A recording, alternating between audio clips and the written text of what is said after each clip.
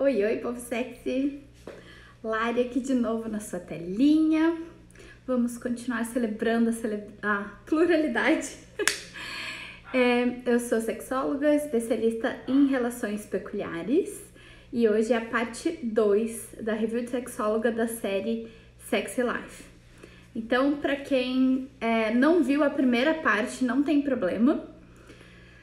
Não precisa necessariamente ver a primeira parte para acompanhar aqui a parte 2, mas vai ter spoiler, né? Antes de eu fazer a review, eu já fiz uma live inspirada em uma cena da série e depois eu fiz a parte 1 e agora estamos na parte 2.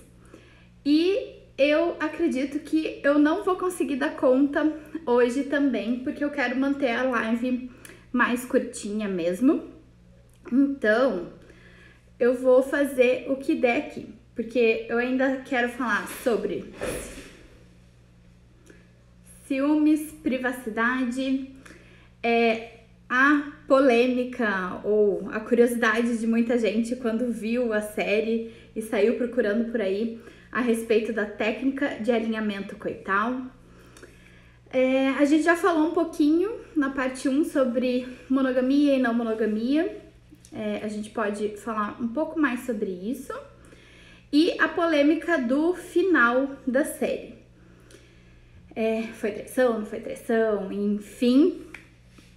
Então, pra quem não quer spoiler, vai assistir a série antes, depois volta aqui. Porque as reviews sem spoiler não dá. Mas eu gosto não só de falar do que eu pessoalmente gostei da série e falar como é a série e tudo mais. Eu sim gosto de pegar das cenas e da série ou do filme que eu tô fazendo a review e trazer os meus pitacos técnicos de sexóloga, né? Quais são os ensinamentos dali que a gente pode tirar e aproveitar pros nossos relacionamentos, pro nosso autoconhecimento e assim por diante. Eu tô aqui com algumas anotaçõezinhas, como sempre. E para quem assistiu, pode colocar aqui nos comentários o que achou. Se quer que eu analise alguma coisa a mais do que eu trouxe, tanto na parte 1 quanto agora. E provavelmente na parte 3. Então, os personagens principais, né? A personagem principal mesmo, a protagonista, é a Billy. E aí vem o ex-namorado dela, o Brad, e o marido dela, Cooper. E também tem a amiga dela, mas eu não vou falar sobre a amiga dela aqui hoje. Aliás, pode ser um dos assuntos para eu falar na parte 3. Porque como eu não quero só falar o que né, o que se passa, eu quero trazer esses ensinamentos e para manter as lives não muito mais do que, no máximo meia horinha aqui, na média,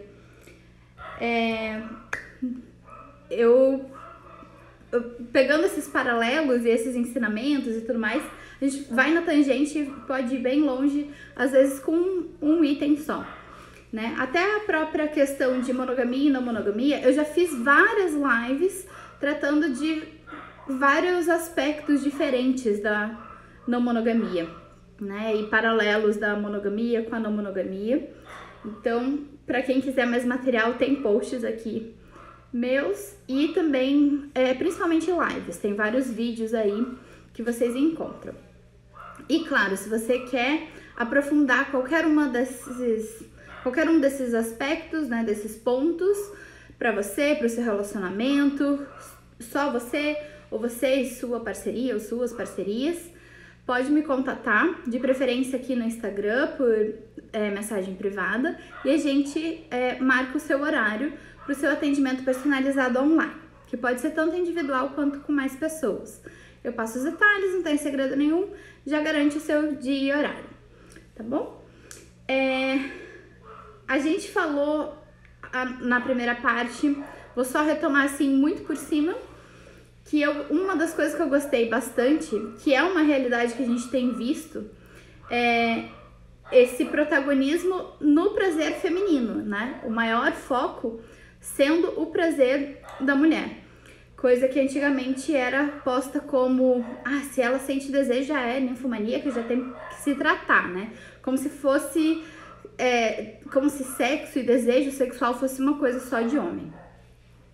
E a gente vê que na verdade é muito mais pela repressão, né, social e outros fatores ali que acabam interferindo do que realmente ser da pessoa. Independente do gênero, do sexo biológico, tem pessoas que têm uma vontade maior, uma libido maior, um desejo sexual maior e outras não. E tem pessoas, inclusive, de todos os gêneros que podem se identificar como assexuais. Então, esse protagonismo do prazer feminino foi uma coisa que me chamou a atenção e que eu gostei. E outra questão que eu falei foi da cena do terceiro episódio, no tempo 19 minutos e 53 segundos, que tem toda a questão do falo, né, e como isso mexe com o ego das pessoas que o têm. E eu falei bastante sobre consentimento, sobre acordos, trazendo a cena de uma festa liberal. Gente, eu espero que os barulhos aqui hoje não estejam incomodando, porque eu tô escutando a cachorrada, coisa caindo lá fora. Hoje tá um festeirê aqui. Me avise aqui nos comentários se tiver muito ruim, de repente eu paro e volto aqui um pouco mais tarde. Mas acho que dá pra me ouvir bem, né? Então, hoje eu quero focar bastante, principalmente na parte de privacidade, tá? E ciúmes. Porque essa questão toda do Cooper ver a Billie, né, porque na verdade ele invadiu ali a privacidade dela, mexeu no computador dela e viu que ela tava escrevendo a respeito das aventuras sexuais que ela teve com o ex-namorado dela. E esse lado super aventureiro sexualmente era um lado dela que ela nunca mostrou pro Cooper, né, pro marido dela, e nunca falou a respeito. Então ele fica nesse conflito interno de tesão e querer se aventurar junto com ela e sentir desejo por ela, mais do que ele vinha sentindo, e ao mesmo tempo com ciúmes louco, né? Então ele acaba invadindo essa privacidade tanto dela, ele olha no computador dela mais de uma vez. No final, eu vou retomar também, que no final lá do episódio também tem uma questão de privacidade. E ele começa também a perseguir, em um momento lá, o Cooper. Tanto é que a cena lá que o pessoal fala do banho e do falo, no episódio 3 é esse episódio que ele persegue o Cooper, o Brad. Então ele fica tão cego pelos ciúmes, né, que ele acaba fazendo esse tipo de coisa, que primeiro que não é nem saudável pra ele, né, nem pra ninguém ali envolvido, e eu não sei como é nos Estados Unidos, mas aqui, acho que lá também é, mas aqui no Brasil com certeza é crime. O stalking, né, a perseguição, ela é um crime. Então, não indico pra ninguém, não é mesmo? E aquilo só vai alimentando muito mais a insegurança dele, né? Porque o Brad realmente era um cara sensacional, era um cara bem sucedido, bonitão, rico, enfim, né? Australiano, blá blá blá. Então, quanto mais ele vai fuçando, mais ele vai ficando inseguro, esquecendo que, apesar dele ser aquele cara, ele nem sabe o que aconteceu, né? Porque ele nem sabia da existência desse relacionamento na vida dela. E ele só lê as partes boas que ela tá escrevendo, que são essas aventuras sexuais, mas não tá lendo, não tá perguntando pra ela e não tá sabendo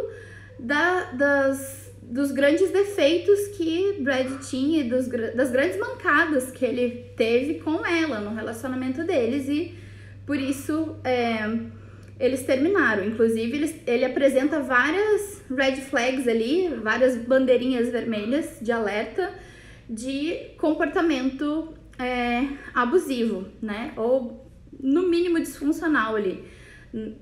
E a tendência era só piorar se ele não procurasse ajuda, se eles não terminassem e tudo mais.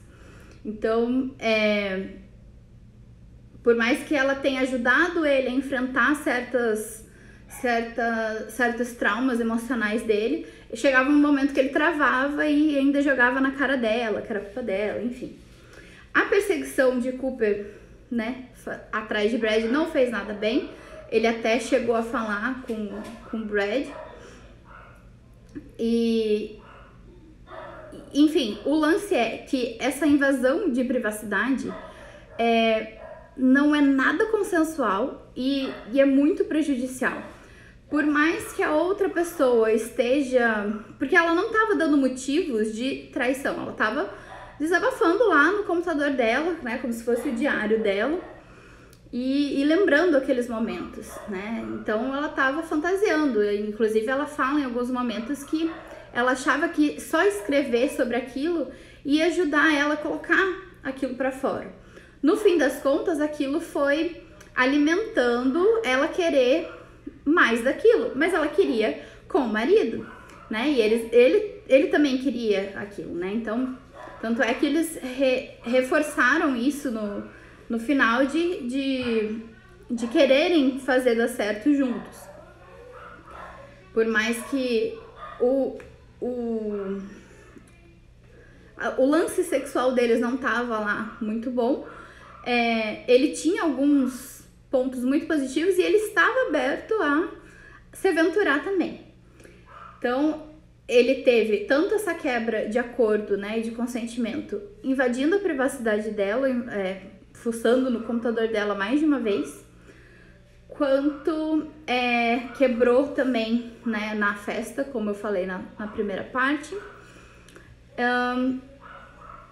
E isso é bem problemático, porque não é motivo de estamos casados, somos um só e não temos segredos e não temos privacidade, não temos individualidade. Isso é muito do mito do amor romântico, que é muito prejudicial, né? As pessoas precisam das suas privacidades, das suas individualidades. Se a outra pessoa está dando motivos para você ter ciúmes, né, para você se sentir traído, traída e tudo mais, você tem que conversar e aí você tem que decidir se você quer perdoar aquela situação, se é que ela existe, ou se vocês, né, querem conversar, superar aquilo e continuarem. O que não dá é para ficar alimentando esses ciúmes doentio, né, que não faz bem para ninguém. Não, ele até ficou agressivo em vários momentos, assim, verbalmente e tudo mais. Então, criou essa tensão, né, de violência velada também, que é bem complicado, principalmente quando parte, né, do homem para a mulher, porque querendo ou não, de modo geral, são pessoas com estrutura física mais forte e por questões também sociais isso acaba muito mais fácil impondo essa coerção e esse medo, né? E não adiantava nada, eles tinham que, na verdade, conversar. Tanto é que ela estava tentando conversar e várias vezes ele fugiu dessas conversas. Às vezes ele conversava, às vezes não, mas continuava lá, né, fuçando as coisas alheias e perseguindo o outro e tal. Então, essa parte foi muito, muito, muito marcante, assim. E ela falava, quando ela falou pro amigo dela lá, que era terapeuta, mas não era dela, que foi a cena que me inspirou a primeira live que eu falei a respeito dessa série, ele... Ai, o que eu ia falar? Nossa, me perdi um pouco.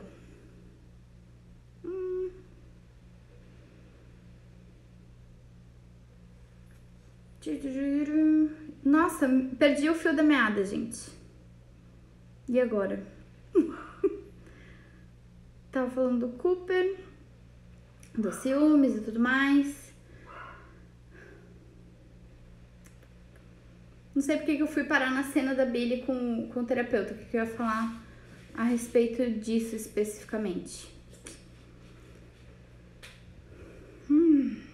Mas enfim, de qualquer forma, o ciúmes ele pode se tornar doentio, né? O ciúmes não é uma coisa pra gente nem demonizar, nem romantizar, né? Porque o mito do amor romântico romantiza erroneamente os ciúmes como se fosse prova de amor. E na verdade, ciúmes pode significar uma mistureba de várias coisas, de insegurança geralmente, mas de outras... Insegurança de questões do passado, que você está projetando de novo no presente, ou porque você, né, imagina que a pessoa está fazendo alguma coisa que ela pode estar ou não, e tá aquilo mal resolvido. Pode ser uma mistureba de tesão com... Isso é bem comum, né? Tem muitas fantasias que envolvem uma terceira pessoa.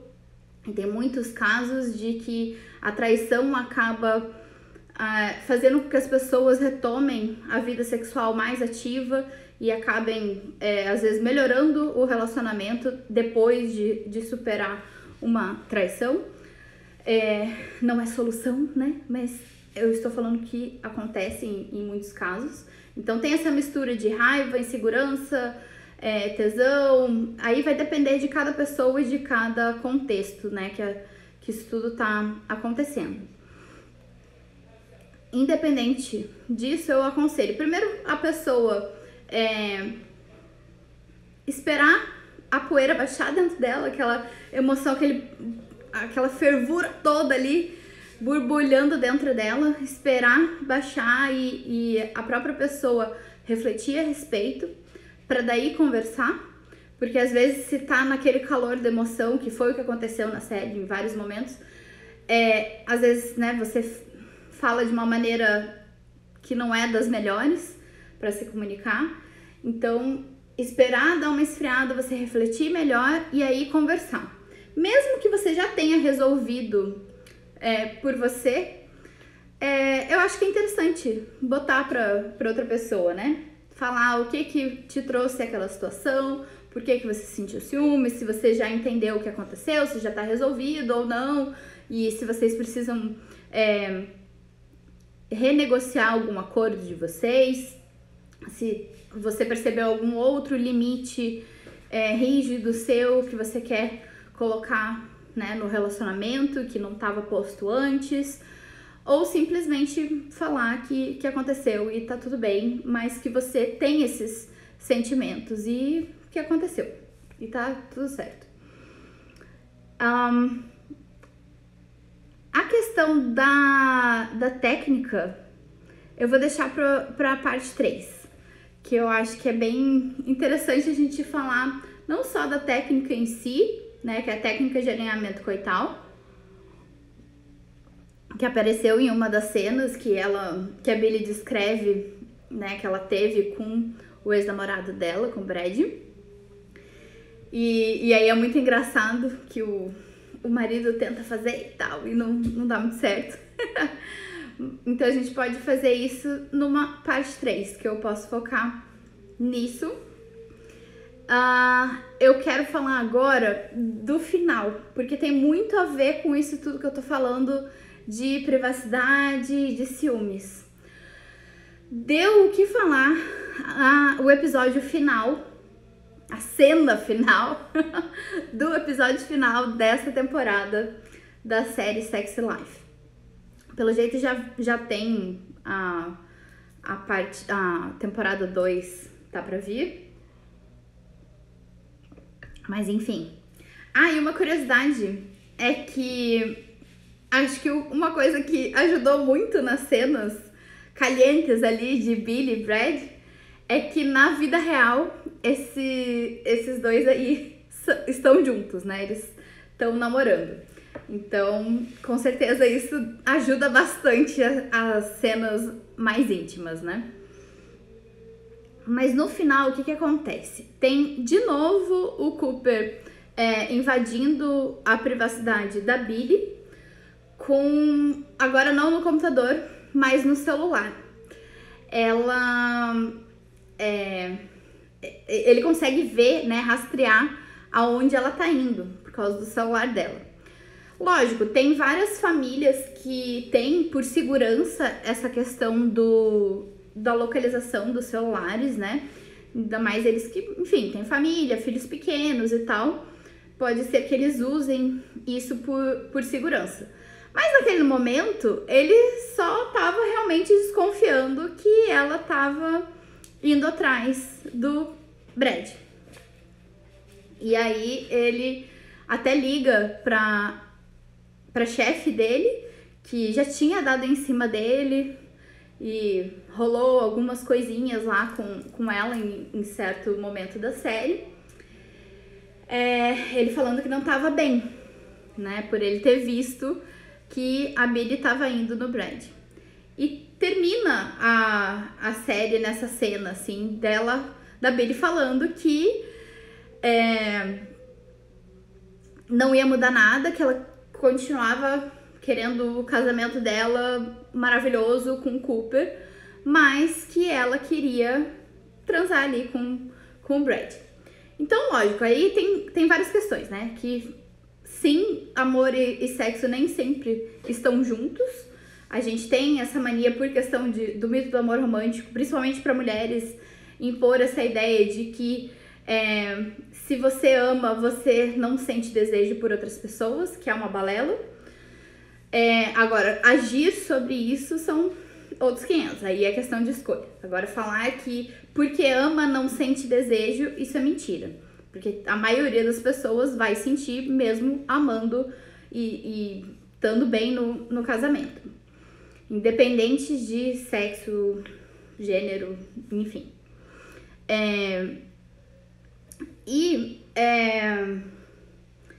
Só que muita gente falou que com certeza ela estava traindo. E realmente deu a entender que é mais provável que sim, ela esteja traindo.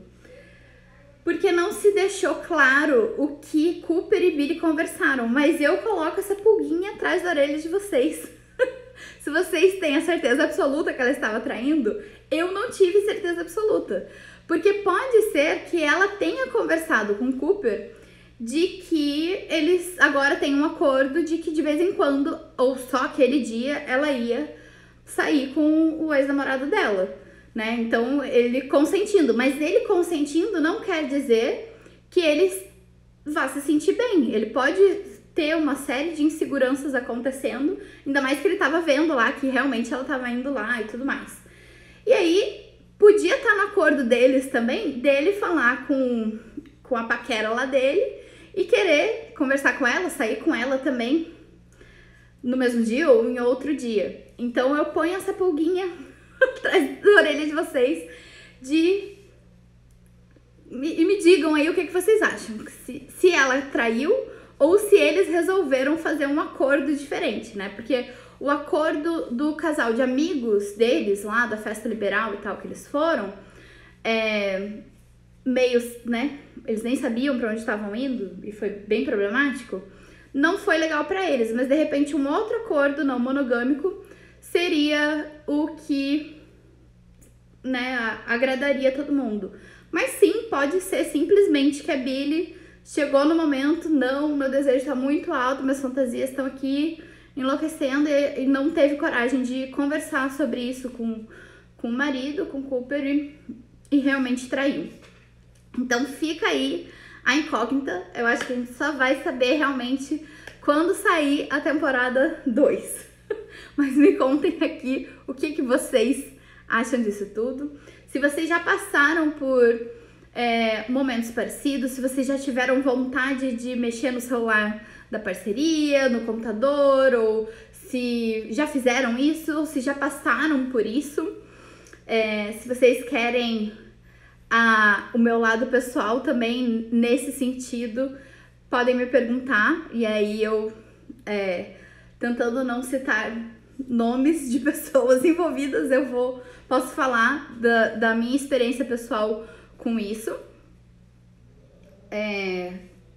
coloquem aí se vocês têm essa coisa de colocar senha no celular e nem a parceria gostar da senha, que é de todo direito de vocês. Como eu disse, privacidade e individualidade é muito importante, mas tem gente que não leva em consideração essa parte, assim. Então, pode estar ali tranquilo, não tem problema. E como que é, se você é uma pessoa não monogâmica, como que é essa questão, né? De ver, de repente, a pessoa mexendo no celular e ver, recebendo mensagem, ver, sei lá, notificação de Tinder, não sei. Coloquem aí o que vocês sentem, como que vocês lidam com essas situações, quais são os acordos que vocês combinaram com as múltiplas parcerias aí de vocês. Quero saber, sou curiosa. Então, gente, eu vou colocar a questão, de repente eu trago um pouco da importância aí da amiga, da Billy, eu esqueci o nome dela agora, e a técnica do alinhamento coital, na parte 3, pode ser? Ai, gente, só pra fechar, a questão da monogamia e não monogamia, eu achei muito interessante, porque a Billy era uma estudante de psicologia, né? E aí, quando ela ainda tava com o Brad, ela tava até dando uma palestra sobre o estudo dela, depois até o estudo dela e tal, mais pra frente, falando do relacionamento dela com o Brad, inclusive, foi pra uma revista e tudo mais. Mas ela foi discursando a respeito do quão a monogamia não é natural para o ser humano, né? E para a maioria dos animais. E que, enfim, ela foi trazendo estatísticas e questões biológicas, evolutivas e tal. E aí eu tava achando super interessante e achava que ela ia partir, né, concluir de que então era muito mais lógico a gente se assumir seres não monogâmicos. Mas aí ela fecha o contrário, que ela acha que a escolha da monogamia, por mais que ela não seja natural, é melhor. E aí, lógico, quando ela tá realmente apaixonada pelo Brad, e é o que ela fala muito bem do relacionamento dela com o Brad, que sai na revista e tudo mais,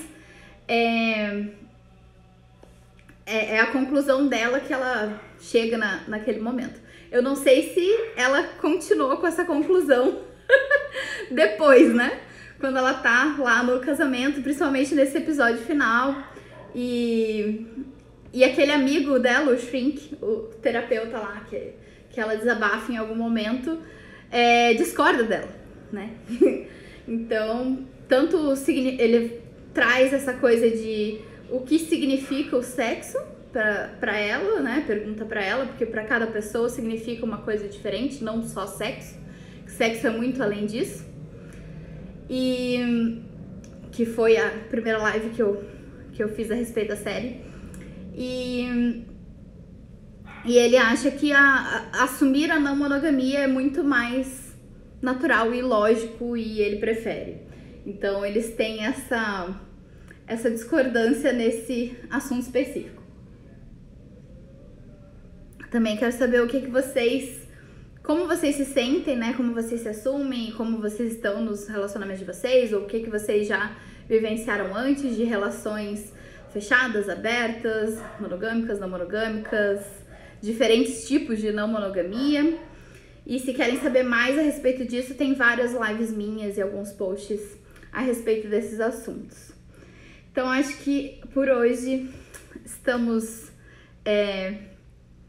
bem, com bastante conteúdo para vocês pensarem e várias pulguinhas atrás da orelha. Eu espero que vocês tenham gostado da série e das minhas reviews, dessa parte 2, e em breve teremos a parte 3, não sei se semana que vem ou, enfim, em breve. E aí eu vou focar principalmente nessa técnica de alinhamento coital. Então, nos vemos em breve. Tchau, tchau.